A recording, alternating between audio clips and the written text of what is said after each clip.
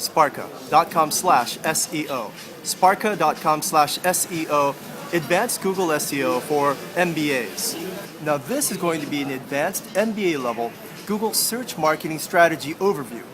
We're not going to go into tactics here. For the tactical video, click the link right here. Now if you're an MBA, you know the difference between overview strategy and tactics. Tactics are basically a discussion on how to.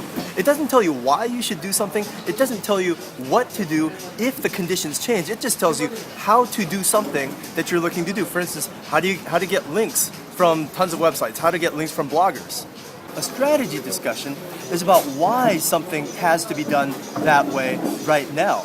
A strategy discussion goes into the extenuating circumstances, the conditions leading up to this point in time where this particular tactic would be useful. So if you understand the strategy and the conditions around your market, conditions around your competition, conditions around the economy change, the conditions around the platforms and technologies change, if you have a strategic overview, you'll be able to adapt. So about 80% of this conversation is going to be about how Google thinks, how Google computer science PhDs think. It's basically going to be about what you missed when you decided to take liberal arts and marketing classes instead of taking computer science classes in college. And knowing how these Google computer scientists think will help you guide tactical teams, will help you guide bloggers, will help you direct bloggers and your marketing firms, and ultimately probably get your promotion. The biggest thing that Google stands for, and the number one thing taught at Caltech, Stanford, MIT, is scalability. You might disagree with me and think, no, it's the cloud. The cloud falls under scalability. And it's that scalability, if you understand how Google implements it, will be able to give you a clear outline as to how you should define and build your Google marketing strategy. So I'll give you an example of how understanding Google's scalability directive helps you, number one, dispel myths and dispel wasted tactics. For instance, number one, troubleshooting why you're not on page one of Google search. If you're not on page one of Google after you've done what you imagined was enough to get you on page one of Google and get you that massive ongoing residual traffic, then the tendency is to think maybe Google blacklisted us, or maybe Google put us in the sandbox. Now these are actual real industry terms that supposed professionals and experts use. There is no blacklist. There is no Google sandbox. I'll tell you why. Because those lists are not scalable. So let me explain how I mean that. If one domain, just one domain, has been spam flagged or blacklisted or sandboxed, then guess what? Google has to keep track of that one domain. And if there's another domain, Google has to keep track of another domain. It's a one-to-one cause and action relationship. Instead, what Google does is use a scalable system called filtering. And just like any patented technology, it's useful across business units. And you can find a perfect example, an exact replication of this filtering engine that Google uses in your own computer, in your laptop. It's called Gmail filters. The Google search engine algorithm is built on the exact same mechanism that your Gmail filter algorithm is based off of. It's designed to be 99.8% accurate, and it's not designed to handle exceptions. What this means in practical terms is that if, for instance, let's say you bought a domain name that somebody else used to own. This is common. Domain names get recycled nowadays. It's been, 15 years since .com names have been around. So what ends up happening if you bought a domain name that someone used previously and was spamming using that domain name?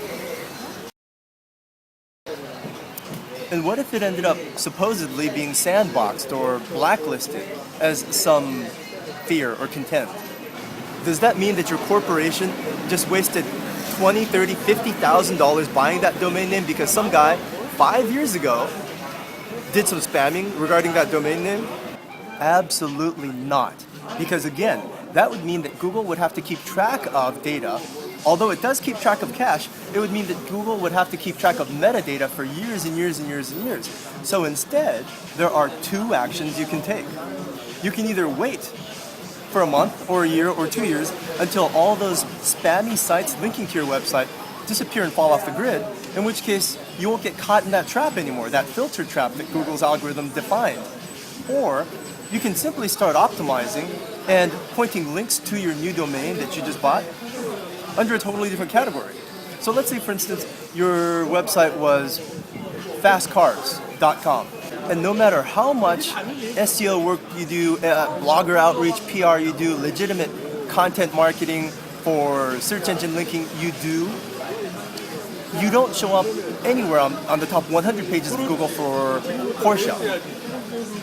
Apparently, you've been caught in a Google spam flag filter for Porsche. Well, start optimizing for Ferrari. You'll show up on page 1 in no time if you use the right tactics. So let's go back into the minds of that computer scientist PhD guy making $200,000 a year at Google.com.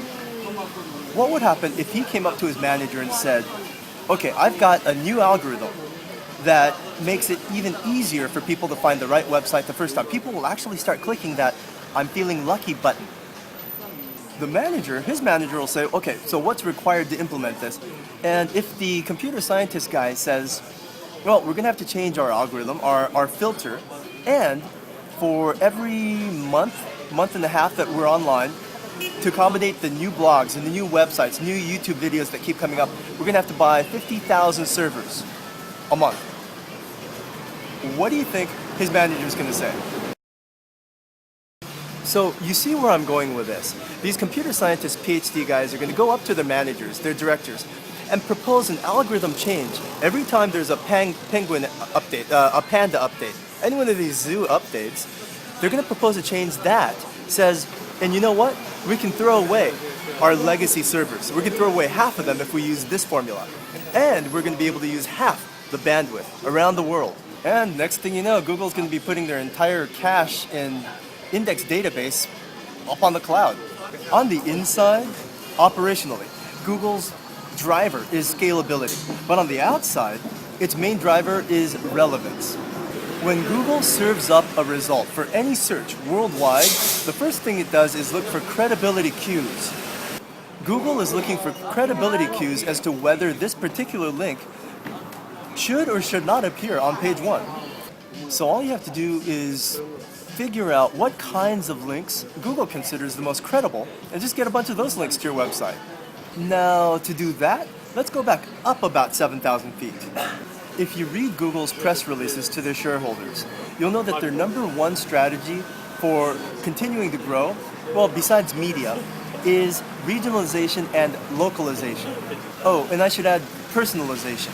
So what that means from a Google total world domination perspective is that instead of just having one page for every single word, question, or pronoun used in the world in every single language, Google will now have as many pages as there are cities in the world, countries in the world, .coms, .co.uk's, .aus, .co.krs, .cns, and individual users. What that means at ground level is that if I am at an internet cafe in Seoul, Korea, and I do a search for fast cars in Korea, and then I go to my LA office and not my office, but at the local public library, do the same search for fast cars, I'm going to get a totally different result. Now, if I log in my office in Seoul or LA, or if I'm in New York, and I do the same search for fast cars, guess what? I'll get the exact same results because it remembers my personal preferences and not just the localization or regionalization preferences. Okay, now let's put the wheels on the ground and figure out how that fact applies to your Google search marketing strategy on the ground. Okay, so now we've established that Google decides who to put on page 1 of any search result based on credibility. So now, with credibility, let's create a 3-brick pyramid. And at the very top of this 3-brick pyramid, make that top pyramid credibility. Underneath that particular brick is going to be 2 other bricks, and those 2 bricks are relevance and relevant links. If you have enough relevance in your own website, and if you have enough relevant links, then you'll earn that credibility, and that credibility is what will get you on page 1 of Google. So now we have to define relevance and relevant links, but we've also got to create a 3-dimensional Venn diagram with Google's directive to go regionalized, localized, and personalized. how Google determines relevance and pre-qualifies relevant links becomes more of a technical discussion. So that's going to be outside the parameters of this video. If you want that particular video, the technical discussion, just contact me at sparka.com/contact, sparkah.com/contact. Instead of going down that technical route, let's take what we have and apply that. Let's go all the way back down to ground zero. If your website is considered highly credible and you satisfy Google's drive for regionalization, localization, and personalization, then guess what? You're going to show up on page 1 of Google for that individual. If they're not logged in, for everybody in that city or that country. Now, that may sound like a no-brainer, but this is what separates the professionals from the amateurs. Here's what I mean. You could be targeting Brazil and show up on page 1 of Google in Portugal only. You could be targeting the UK and only show up on page 1 of Google in America.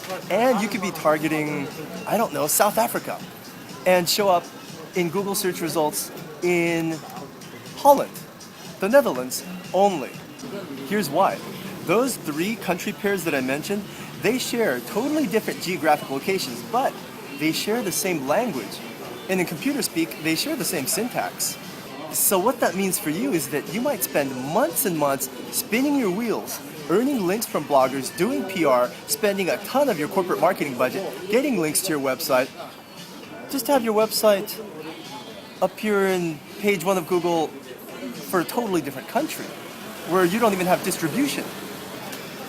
Let's drill that down even further and start growing roots. Let's say that you are on page 1 and you're even number 1 for your desired search result in your desired location. Say the country is the US. But are you going to show up on page 1 of Google for a Chinese American user or an African American user? That could create a problem if you're trying to market a product to all of Americans and you only show up to WASPs. Let's look at the problem from another angle. Let's say you're marketing to just Koreans. Just Koreans. Do you realize that there are about, last population estimate, I think there are 1 million or 2 million Koreans just in just in Los Angeles alone. So if you take all the expatriated Koreans that don't live in Korea, what is it, a third or almost a third of Koreans don't live in Korea. They live in a totally different country. What if you showed up page 1 of Google, but only for Koreans that lived in Korea? Sorry, Koreans don't use Google, they use Naver. Okay, so now you see how easy it is for your entire marketing campaign to just get wrecked if you only take a one-dimensional tactical approach to your Google search strategy. What if your target search phrase is the word hotel? That word hotel is spelled exactly the same way in what, 70 different languages? I don't know. What if you did show up after weeks or months and thousands and hundreds of thousands of dollars of PR, outreach, link building, blogger outreach?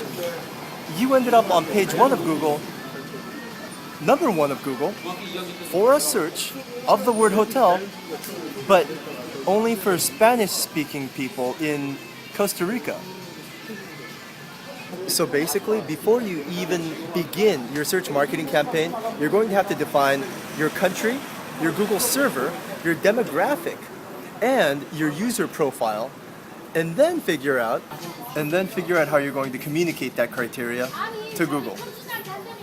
For help writing out your Google search strategy, or to get us to run the whole campaign for you, you can talk to us at sparkah.com/SEO.